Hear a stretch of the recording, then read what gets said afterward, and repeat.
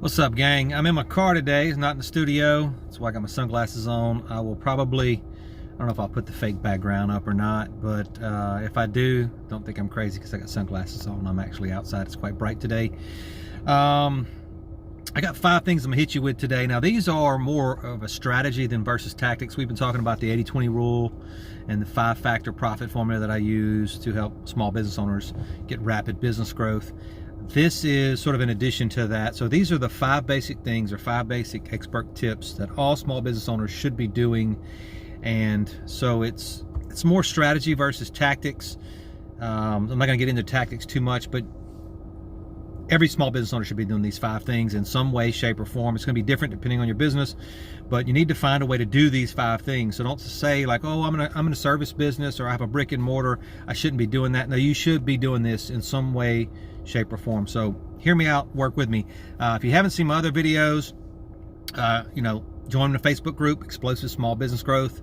You can search for that, or you can go facebook.com/group/explosive small business growth. You can hit my website, get some free training there. I've got everything you know about marketing is wrong training. It's free. Also, you can get my book there for free, explosivesmallbusinessgrowth.com, and no strings attached. So definitely check that out if you have not done so.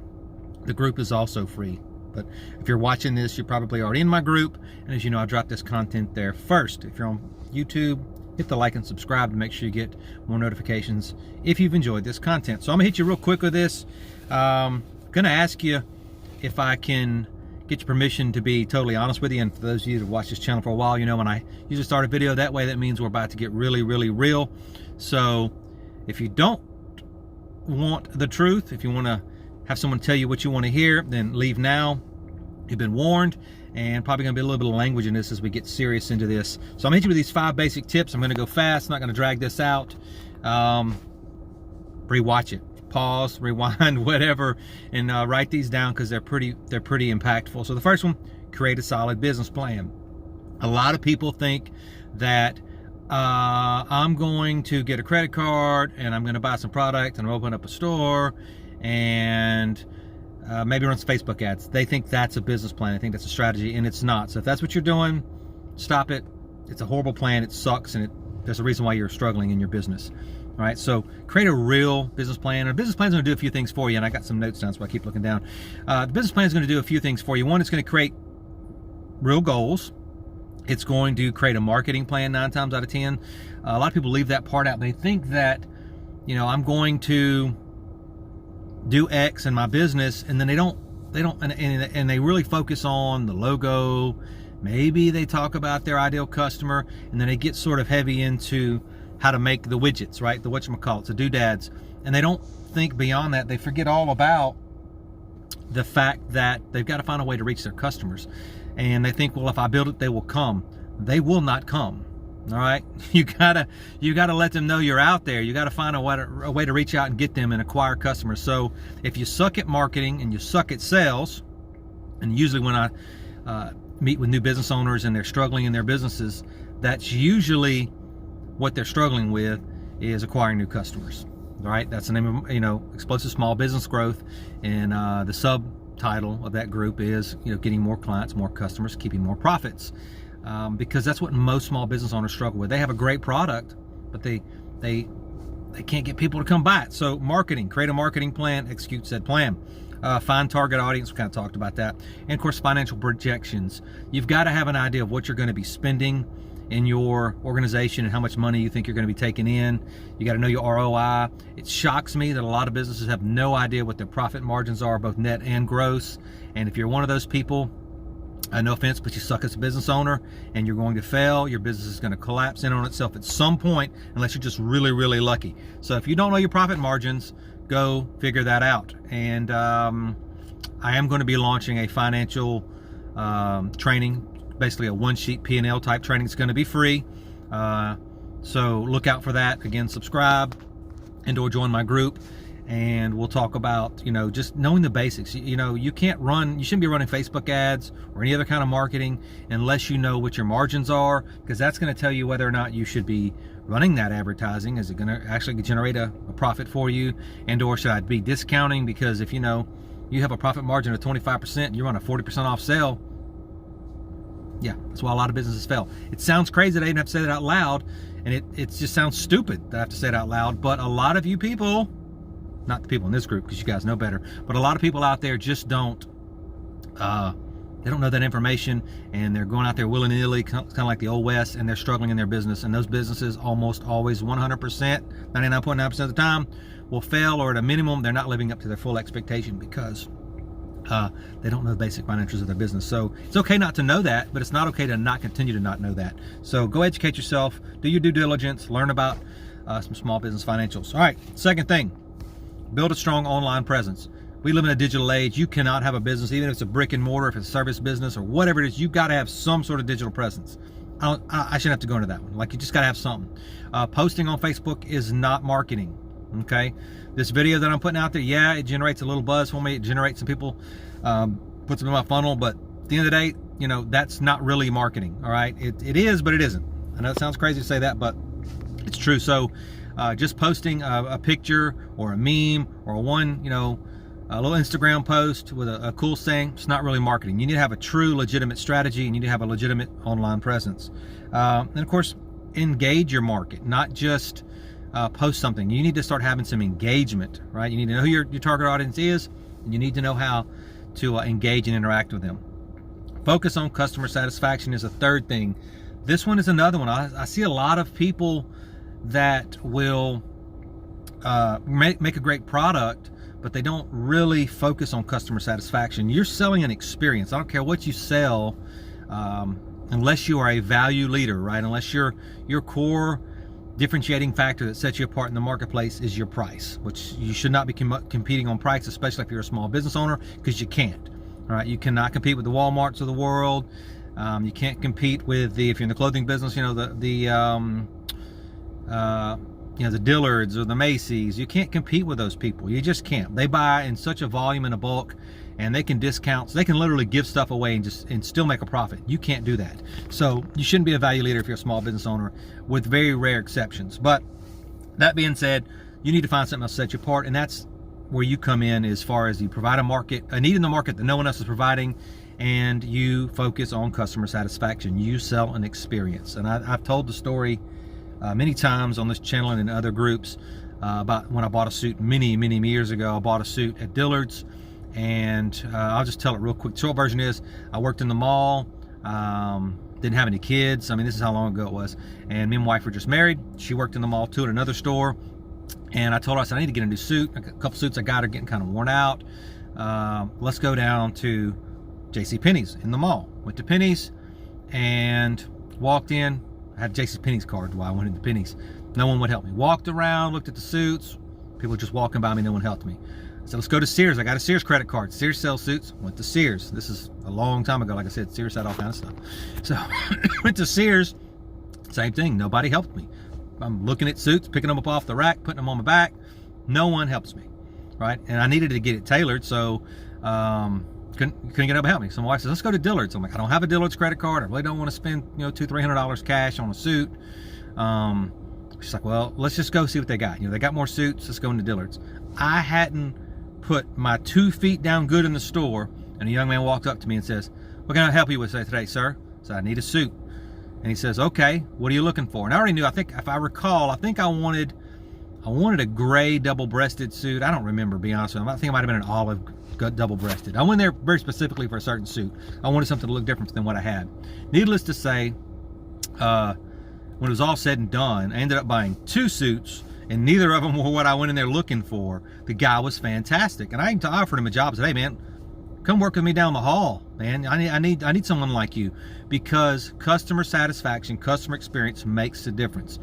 I had no intentions of buying a suit in Dillard's. I did not have a Dillard's credit card, but I ended up paying cash for a suit, paying more than I wanted to, and I bought 2 of them because of the customer experience. I can't stress enough, you need to be all focused on customer satisfaction and customer experience.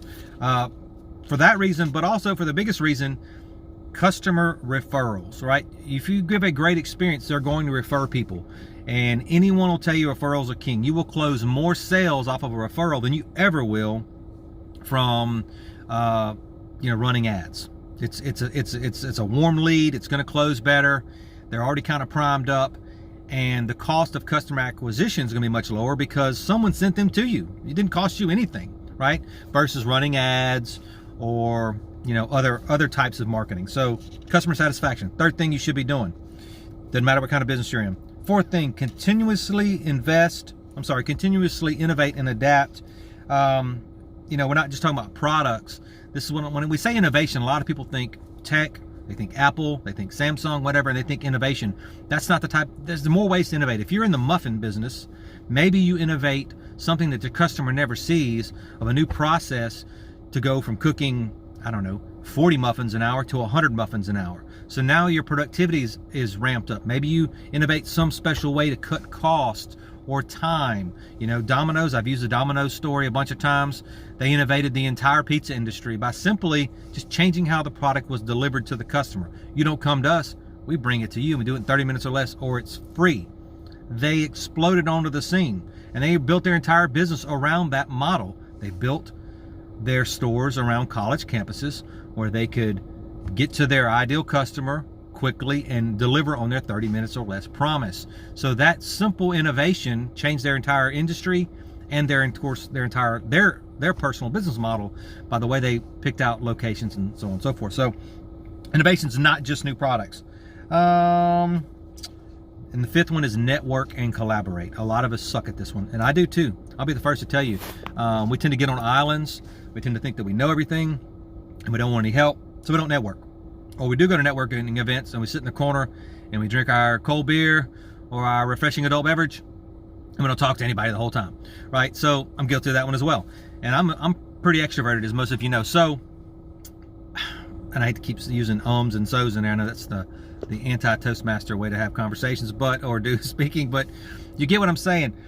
Build relationships, get out and network. And it's not about using people. It's about being stronger. Add value to their lives. Let them add value to your life and your business, and you will both rise up. Both your businesses will succeed. I can't tell you how many times I've seen this. I make introductions for people that I know will help one another, and they need each other and they don't know it yet. And I'll just say, you guys should have a conversation. You should just talk about what you're doing in your business. Maybe you can't help each other today, but down the road, when you have a need for X, or that they can do X, even if it's not their primary business, you've got a resource, you've got a connection. So network and collaborate. Just build relationships. Don't even try to sell them anything. Just build relationships. You will be strong. And even with your competitors, I can't tell you how many times I get people referred to me that maybe someone can't help them in whatever it is that they're doing, and they know that I can, or vice versa. I send probably more business away because I'm not a good fit than I ever do with acquiring business. Maybe it's a money thing. Maybe they aren't ready for what you do, or maybe I should say they aren't ready. The customer's not ready for what that person does, but they know, maybe you're a little lower cost option. Maybe you're just starting out in that particular industry. So they're going to send you some of that business that other people won't do. With the Louisiana clothing company that I own, I do some commercial printing for customers, and I do smaller quantities, and a lot of these big warehouses won't do that. They want 600 and up units or 100 and up units, and I'll do 30 or 40. So I'm a little more pricey and I'm a little slower, but I will do those smaller quantities, and so they send me some business from time to time. So make relationships, even with your competitors. Sometimes you'll be surprised at how much you can trade off, and you may have a thing you can't do for someone, but they can do it quickly because they've got maybe a different machine that you don't have, or the employees, the ability to do stuff in a timely manner, or in a more efficient manner, or on a bigger scale. So make friends, or if nothing else, at least learn about what your competitors can do, where you can fit in what they do to what you do. And of course, the last note, that was the top 5 things you should be doing. But the last little note here I got is, building a small business requires work, a lot of hard work, a lot of effort, a lot of consistent effort. So if you're not willing, and this is probably the part that's going to hurt some people's feelings, if this is a side hustle for you, that's cool. But you need to admit that to yourself, that this is just a side hustle, right? But if you're trying to make a legitimate small business, or turn your side hustle into a legitimate small business, you need to be willing to put in consistent effort, and you need to know it's going to be hard. It's going to be very hard, and you're going to have to level up your skills. What got you here won't get you there. I believe that's a book by Charles Duhigg. Could be wrong on the author, but it's very true. Might be Malcolm Gladwell. I think it's Charles Duhigg. But it's a very boring read. I'm just going to call that out up front. It's a very, very long. It's very academic sounding, but it's very impactful. You should go read it if you get a chance. But what got you here won't get you there. So whatever skills you have and whatever efforts you have put out to get you to this level, to this point, will not get you to the next level. It won't get you to where your goals and your dreams are. You're going to have to up your skills, and you're going to have to up your efforts. That's just the truth of it. Hurts, it sucks, but you know, if you suck at marketing and sales and you own a business or you're trying to start a business, you either need to get good at those two things or hire someone who can do your marketing, sales, or your business is going to fail. Period. Unless you're just super lucky. And it does happen. Some people get lucky. But that's a reason also a lot of businesses get to that first and second year and they're killing it and then they stall out. It's because the luck has run out or you have reached the limitations of your current skill level and it's time to go get new skills. So up your skills. That's all I can say. Either read a book, get a coach. I know a guy, or go attend a seminar, something. You attend a workshop. You've got to get better. So, and that's for everything. That's not just sales and marketing, which is a skill that every small business owner should at least be decent at, or you're going to struggle. If you're not decent at sales and marketing, you need to hire somebody really cool. That needs to be the first hire you make as a sales and marketing person. Then you've got HR issues, right? Not everybody's good at that. Some people suck at leadership in general. They hate managing other people. Well, at some point, if you're going to build a business, you're going to have to manage some people. So you need to go hire somebody or delegate that out to somebody and do the things that you like to do that you're good at and let everyone else do the things that you're not good at that you don't like doing. All right, that's all I got for you today. Like and subscribe, as I said. Join our Facebook group. It's totally free. I hope you learned at least one thing that'll help you achieve explosive small business growth.